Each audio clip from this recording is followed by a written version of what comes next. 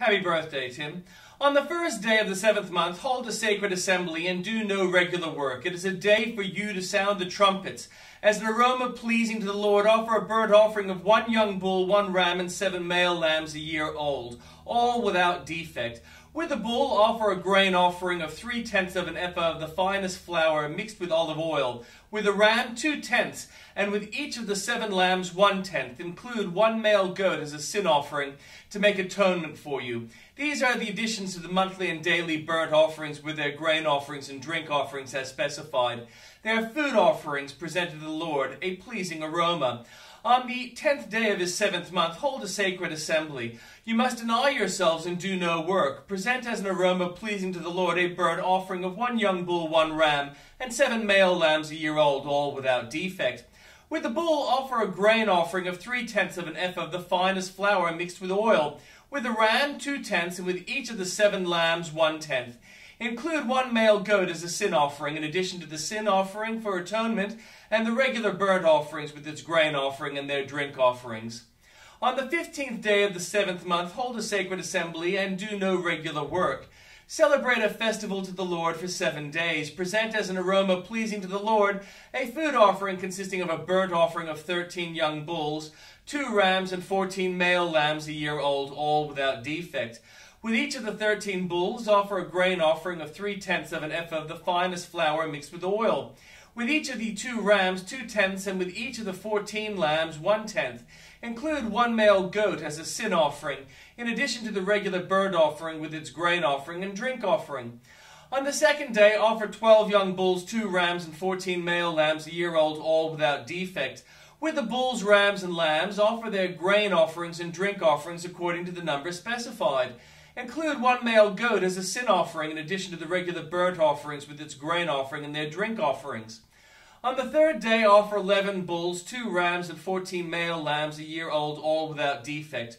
With the bulls, rams, and lambs, offer their grain offerings and drink offerings according to the number specified. Include 1 male goat as a sin offering, in addition to the regular burnt offerings with its grain offering and drink offerings. On the 4th day, offer 10 bulls, 2 rams, and 14 male lambs a year old, all without defect. With the bulls, rams, and lambs, offer the grain offerings and drink offerings according to the number specified. Include 1 male goat as a sin offering, in addition to the regular burnt offerings with its grain offerings and drink offerings.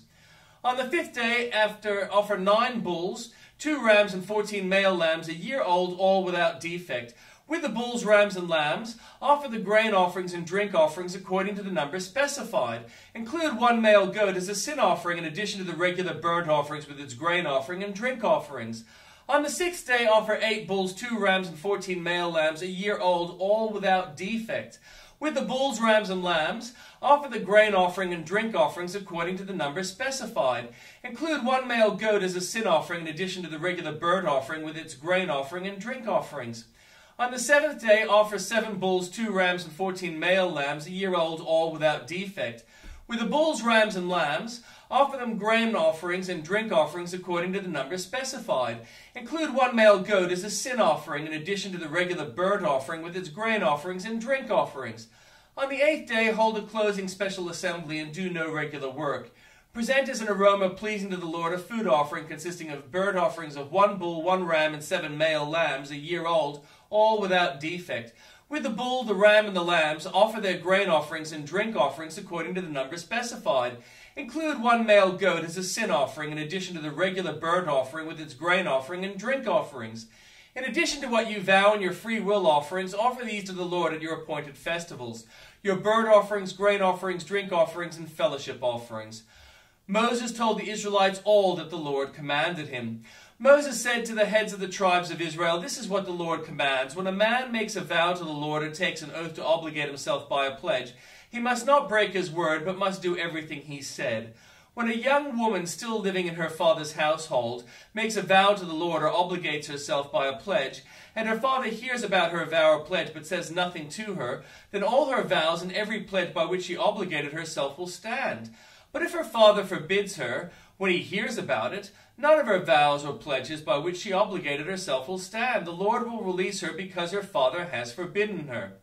If she marries after she makes a vow, or after her lips utter a rash promise by which she obligates herself, and her husband hears about it, but says nothing to her, then her vows or the pledges which she obligated herself will stand. But if her husband forbids her, when he hears about it, he nullifies the vow that obligates her or the rash promise by which she obligates herself, and the Lord will release her. Any vow or obligation taken by a widow or a divorced woman will be binding on her. If a woman living with her husband makes a vow or obligates herself by a pledge under oath, and her husband hears about it but says nothing to her and does not forbid her, then all her vows or pledges by which she obligated herself will stand. But if her husband nullifies them when he hears about them, then none of the vows or pledges that came from her lips will stand. Her husband has nullified them, and the Lord will release her. Her husband may confirm or nullify any vow she makes or any sworn pledge to deny herself. But if her husband says nothing to her about it from day to day, then he confirms all her vows or the pledges binding on her. He confirms them by saying nothing to her when he hears about them. If, however, he nullifies them some time after he hears about them, then he must bear the consequences of her wrongdoing. These are the regulations the Lord gave Moses concerning relationships between a man and his wife, and between a father and his young daughter still living at home. The Lord said to Moses, "Take vengeance on the Midianites, for the Israelites after that you will be gathered to your people." So Moses said to the people, "Arm some of your men to go to war against the Midianites, so that they may carry out the Lord's vengeance on them.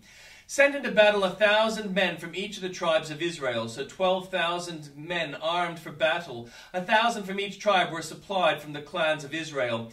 Moses sent them into battle, 1,000 from each tribe, along with Phinehas, son of Eleazar, the priest, who took with him articles from the sanctuary and the trumpets for signaling. They fought against Midian as the Lord commanded Moses, and killed every man. Among their victims were Evi, Rekum, Zur, Hur, and Reba, the 5 kings of Midian. They also killed Balaam, son of Beor, with a sword. The Israelites captured the Midianite women and children, and took all the Midianite herds, flocks, and goods as plunder. They burned all the towns where the Midianites had settled, as well as their camps. They took all the plunder and spoils, including people and animals, and brought the captive spoils and plunder to Moses and Eleazar the priest and the Israelite assembly at their camp on the plains of Moab, by the Jordan across from Jericho. Moses, Eleazar the priest, and all the leaders of the community went to meet them outside the camp. Moses was angry with the officers of the army, the commanders of thousands and commanders of hundreds who returned from the battle. "Have you allowed all the women to live?" he asked them. They were the ones who followed Balaam's advice and enticed the Israelites to be unfaithful to the Lord in the Peor incident, so that a plague struck the Lord's people. Now kill all the boys and kill every woman who has slept with a man, but save for yourselves every girl who has never slept with a man. Anyone who has killed someone or touched someone who has killed must stay outside the camp 7 days. On the 3rd and 7th day you must purify yourselves and your captives. Purify every garment as well as everything made of leather, goat, hair, or wood.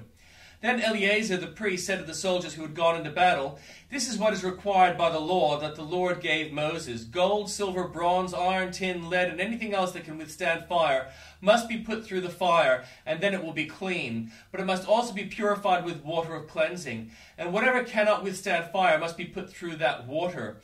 On the 7th day wash your clothes, and you will be clean. Then you may come into the camp."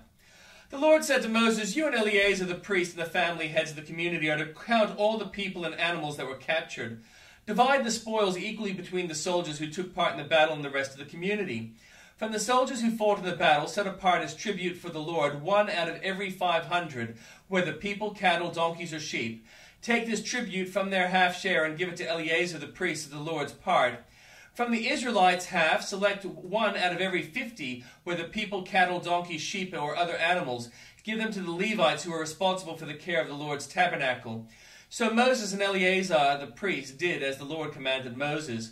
The plunder remaining from the spoils that the soldiers took was 675,000 sheep, 72,000 cattle, 61,000 donkeys, and 32,000 women who had never slept with a man.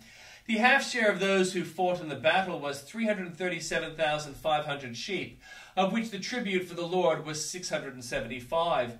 36,000 cattle, of which the tribute for the Lord was 72. 30,500 donkeys, of which the tribute for the Lord was 61. 16,000 people, of which the tribute for the Lord was 32. Moses gave the tribute to Eleazar the priest as the Lord's part, as the Lord commanded Moses. The half belonging to the Israelites, which Moses set apart from that of the fighting men, the community's half, was 337,500 sheep, 36,000 cattle, 30,500 donkeys, and 16,000 people. From the Israelites' half, Moses selected 1 out of every 50 people and animals, as the Lord commanded him, and gave them to the Levites, who were responsible for the care of the Lord's tabernacle. Then the officers who were over the units of the army, the commanders of thousands and commanders of hundreds, went to Moses and said to him, "Your servants have counted the soldiers under our command, and not one is missing. So we have brought as an offering to the Lord the gold articles each of us acquired, armlets, bracelets, signet rings, earrings, and necklaces, to make atonement for ourselves before the Lord." Moses and Eleazar the priest accepted from them the gold, all the crafted articles, all the gold from the commanders of thousands and commanders of hundreds that Moses and Eleazar presented as a gift to the Lord, weighed 16,750 shekels.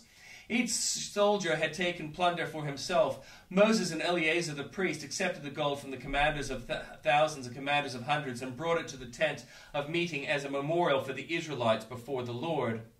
And the New Testament reading. And he said to them, "Truly I tell you, some of you who are standing here will not taste death before they see the kingdom of God has come with power." After 6 days, Jesus took Peter, James, and John with him and led them up a high mountain where they were all alone.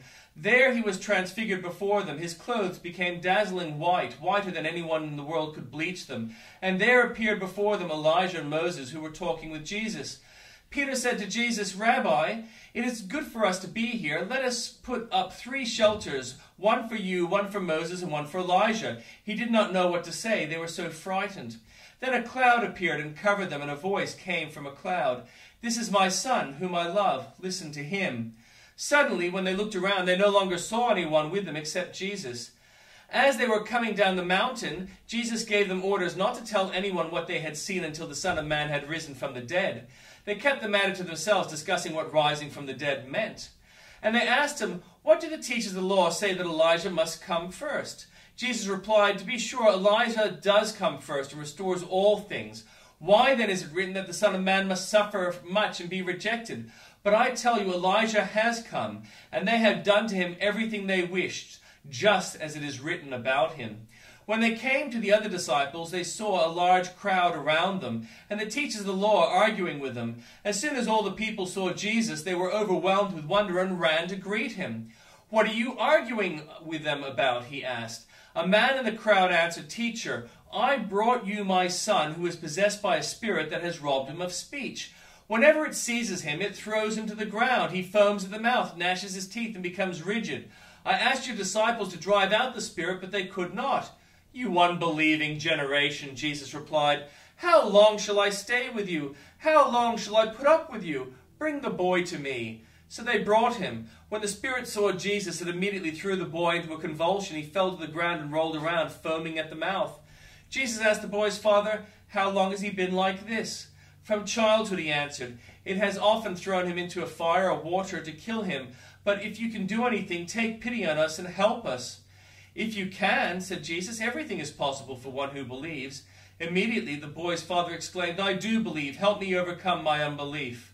When Jesus saw that a crowd was running to the scene, he rebuked the impure spirit. "You deaf and mute spirit," he said, "I command you, come out of him and never enter him again." The spirit shrieked, convulsed him violently, and came out. The boy looked so much like a corpse that many said, "He is dead." But Jesus took him by the hand and lifted him to his feet, and he stood up. After Jesus had gone indoors, his disciples had asked him privately, "Why couldn't we drive it out?" He replied, "This kind can come out only by prayer."